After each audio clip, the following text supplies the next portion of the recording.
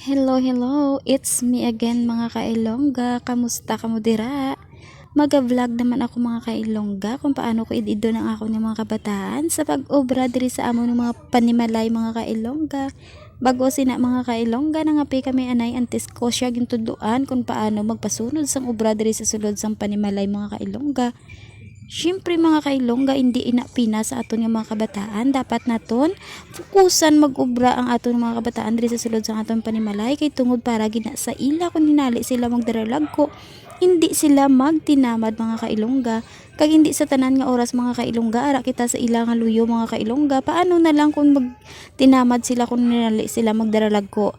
O di ba? Ang kabataan naton gihapon kaluluoy kung hinali sila malulong subong sa gadget.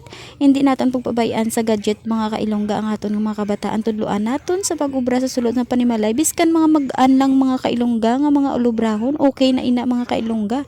At least mapisan-pisan sila sa pag obra sa sulod sa atong panimalay biskan sa paghugas na ginansang pinggan mga kailongga no.